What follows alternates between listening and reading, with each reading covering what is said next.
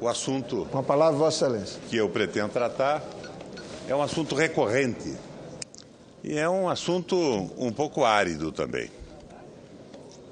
Não vou falar da PEC 37 nem do PLC 132, mas vou voltar ao meu tema de eleição. O tema que nesses 2 anos e meio de mandato trouxe-me com frequência à tribuna do Senado. Quero conversar sobre economia. É a economia o sal de nossas vidas. E ela, no Brasil, tem andado um tanto quanto sem saborona nos últimos meses. Eu não diria que estamos repetindo o prato de feijão com arroz de Maílson da Nóbrega. Aquela mediocridade dificilmente alguém seria capaz de duplicar. 1000 anos vivêssemos. Mas estamos no ritmo da mesma toada, de idêntico canto-chão, marcando passos que não atam e nem desatam. A ideia parece ser esta mesmo: enrolar até a eleição de 2014, empurrar com a barriga e fazer figa para que nada atrapalhe a manobra. Isso de uma banda.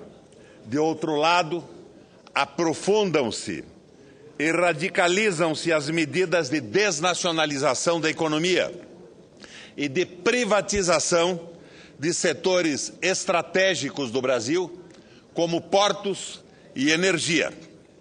Quer dizer, são 2 movimentos: a deslocação das encrencas pelo bandulho, para que tudo fique no mesmo lugar, e a aceleração das privatizações, arrancando ciúmes do PSDB, do DEM e do PPS, tal a desfaçatez desse desbaratamento dos bens e riquezas dos brasileiros.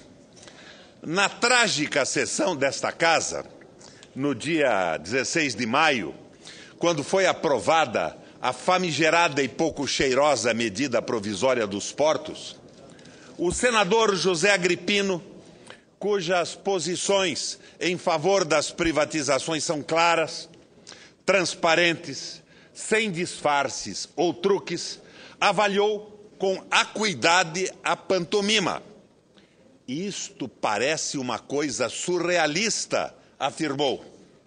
E emendava: veja bem, qual é a nossa praia, senador Aloísio? Ele se dirigia, o senador Agripino, ao senador Aloísio, senador Pedro Taques.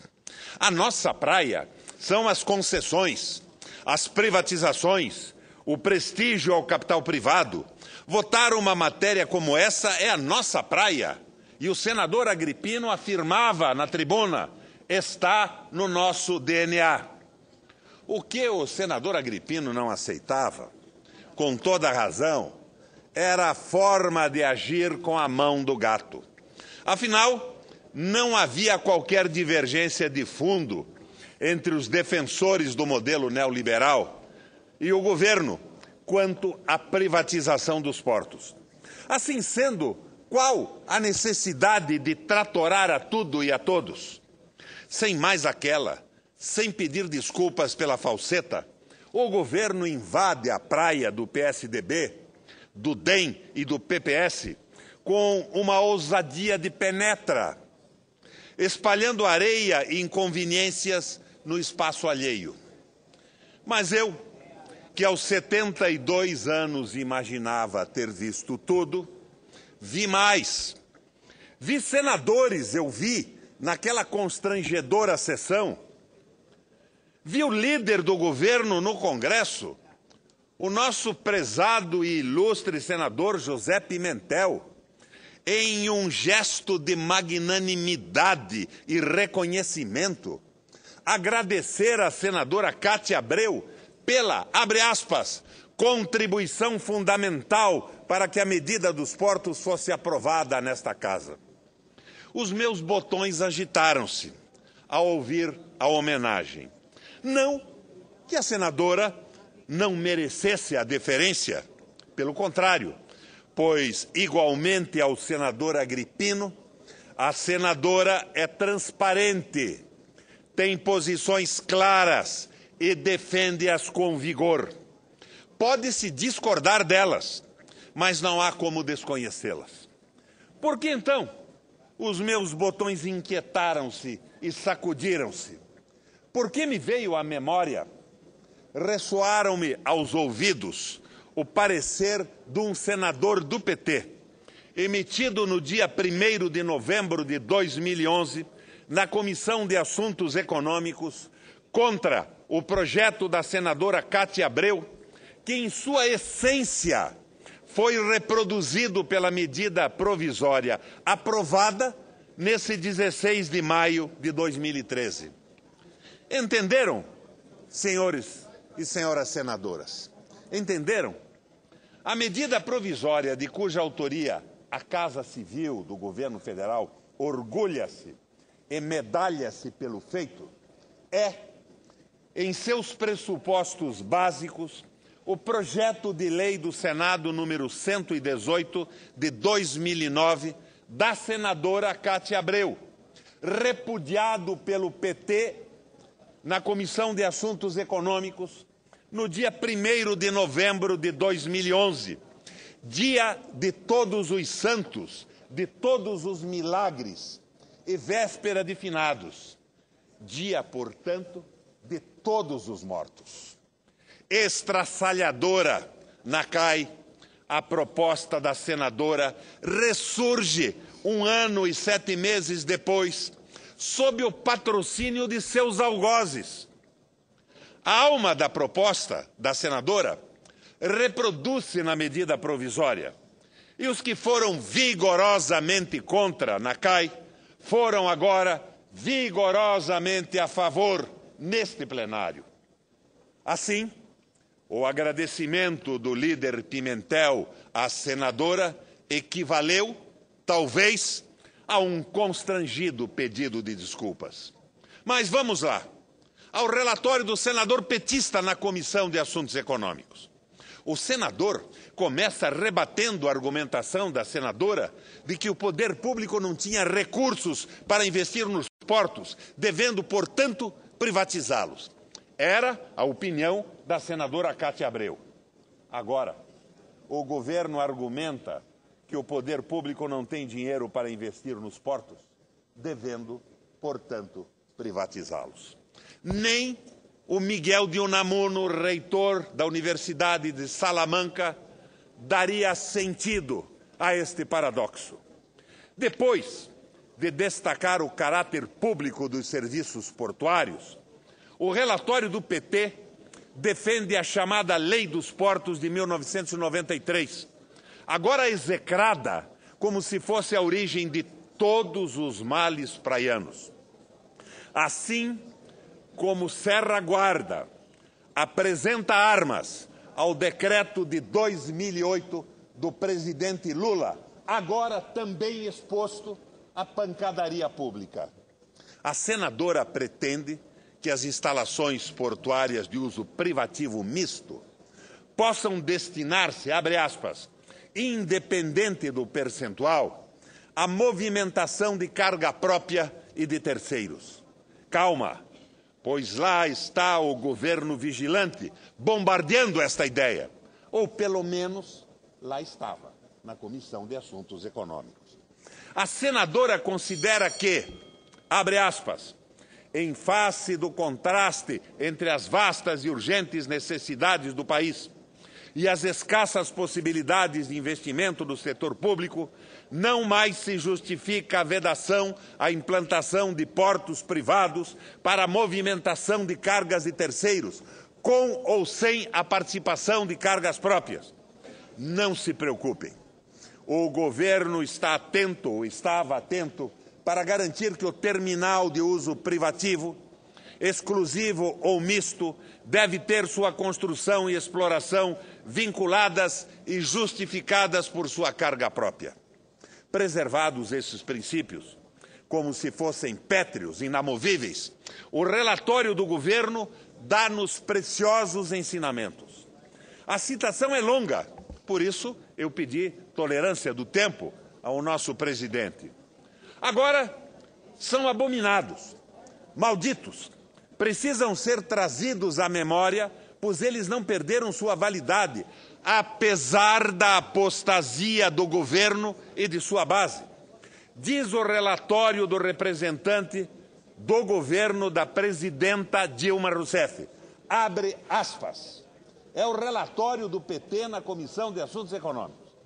Decorre desses dispositivos legais que a instalação de terminais privativos destina-se principalmente à movimentação de carga própria, admitindo-se adicionalmente a movimentação de cargas de terceiros, de molde a permitir o aproveitamento econômico da capacidade ociosa desses terminais.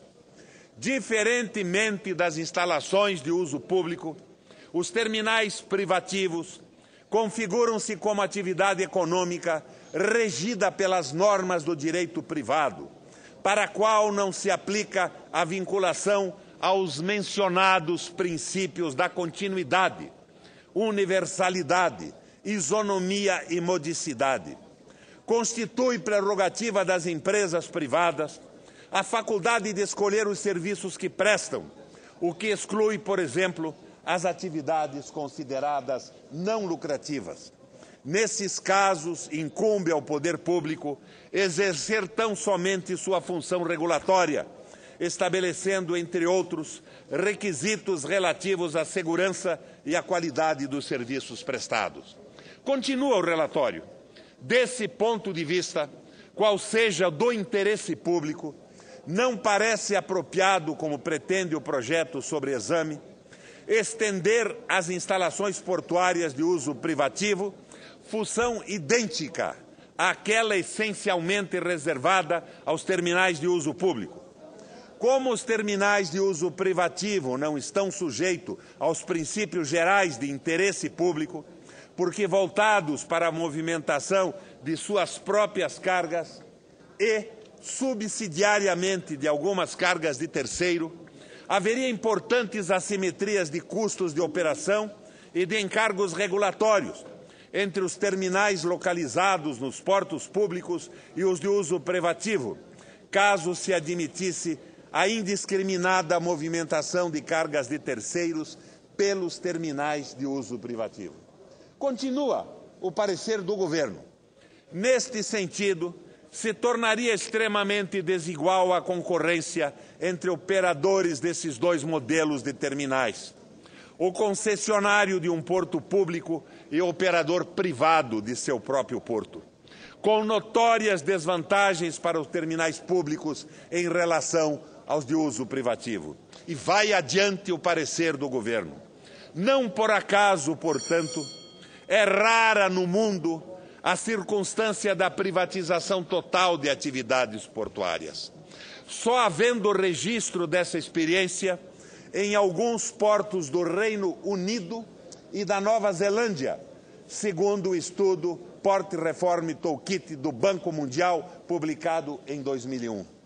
No mencionado documento, especialistas afirmam que a grande maioria dos países considera a privatização total de portos, compreendendo a exploração e a operação a cargo do investidor privado e, segundo os seus próprios interesses, incompatível com objetivos nacionais e regionais. São diversas as razões apresentadas para tal diagnóstico, entre elas as de que a privatização abrangente pode colocar em risco os benefícios macroeconômicos de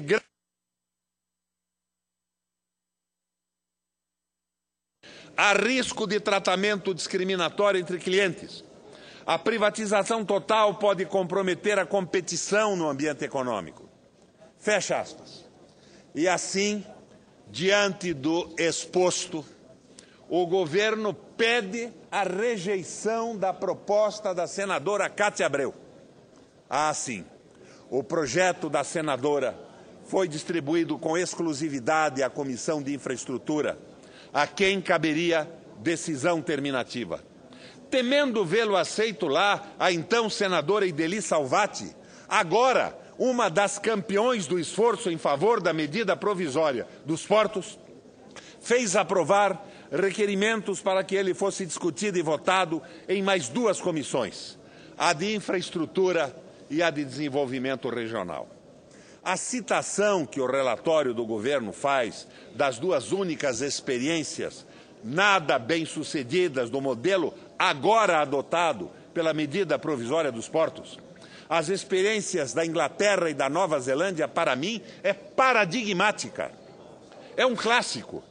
Depois de lançar um anátema, depois de excomungar o modelo, depois de abominá-lo e amaldiçoá-lo, o governo adota-o. Desaconselhados pelo Banco Mundial, os modelos portuários inglês e neerlandês têm agora a Companhia Brasileira. Alvíceras, nunca é tarde para que se adira ao atraso. Risca-me a memória as frases iniciais de um famoso discurso de Rui Barbosa. Aspas, diante disso, depois disso, não sei como principie. Diante disso, depois disso, não sei como continue. Talvez a perplexidade do senador José Agripino sintetize a intrugice.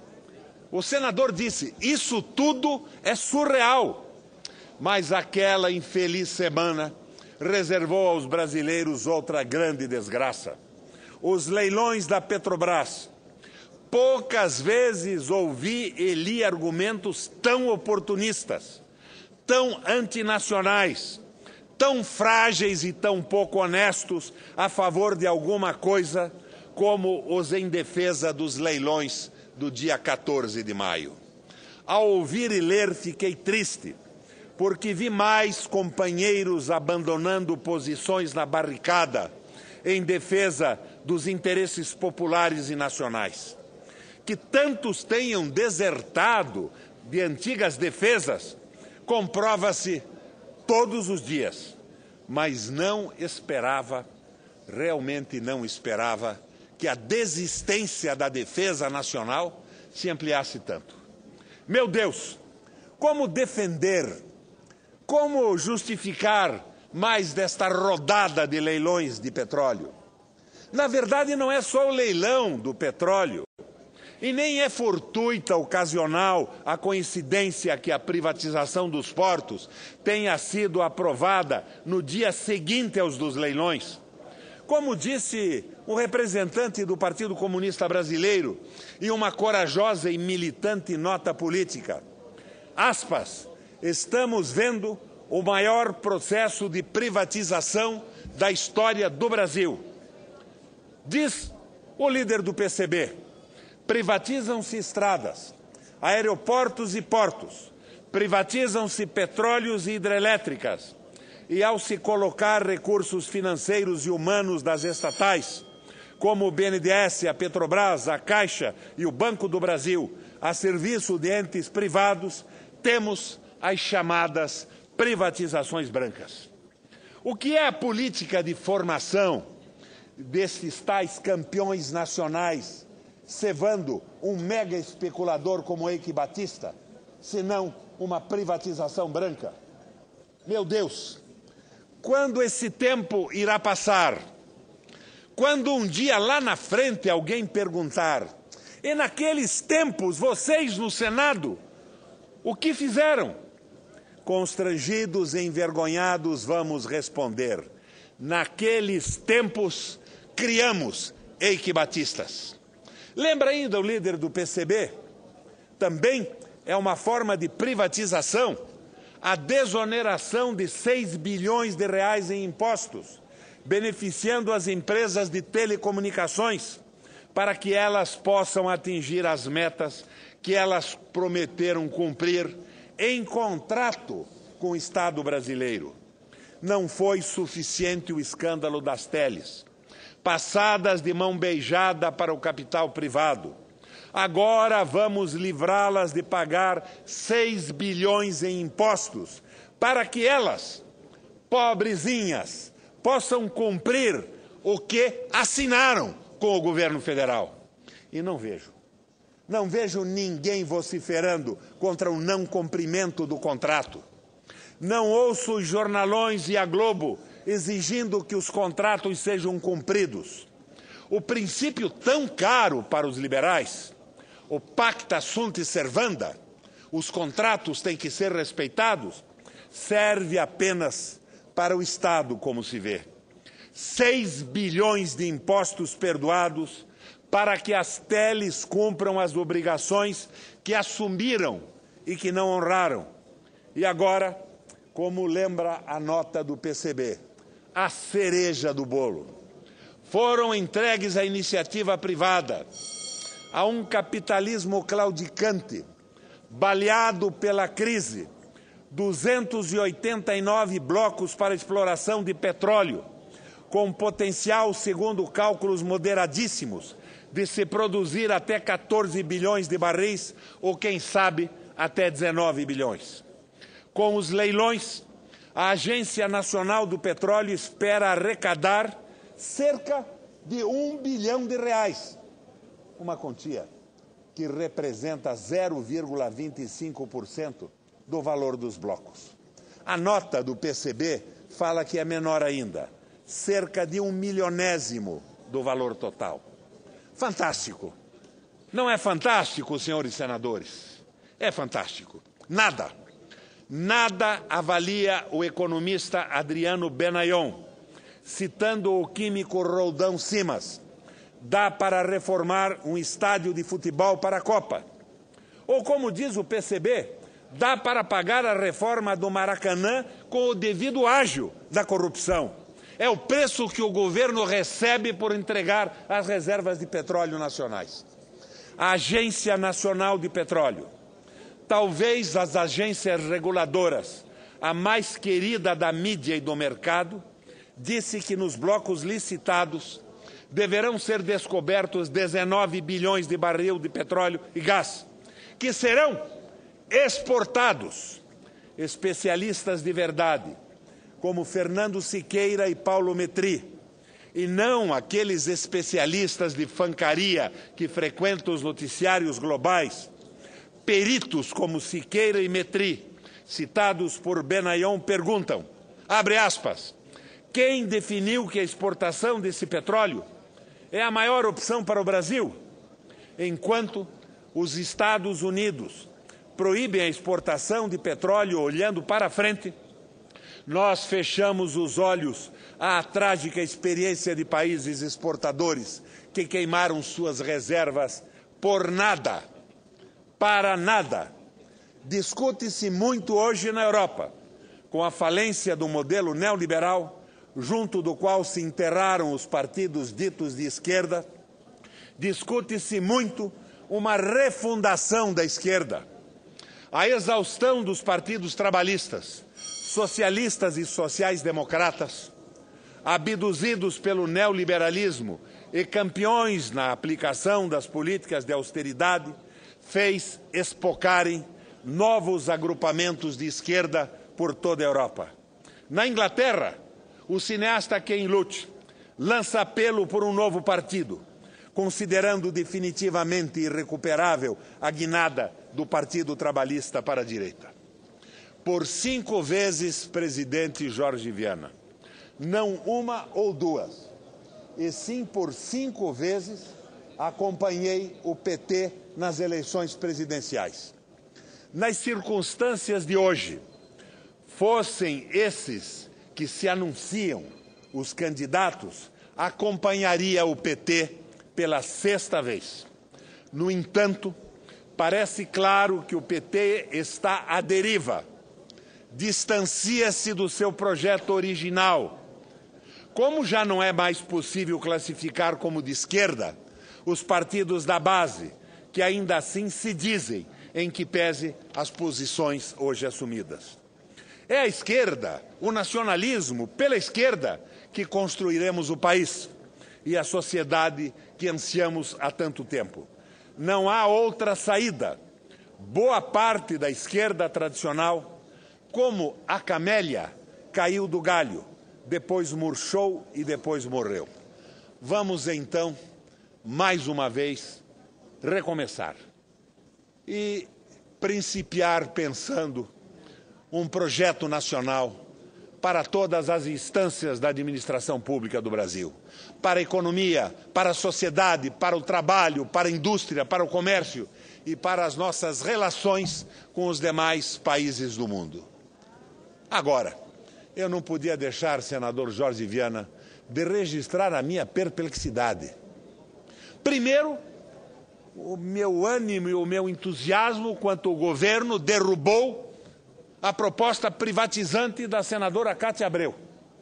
E depois, a perplexidade ainda maior quando o governo se dobra e transforma em medida provisória a mesma proposta considerada por ele, governo, contra os interesses nacionais. Obrigado pela tolerância.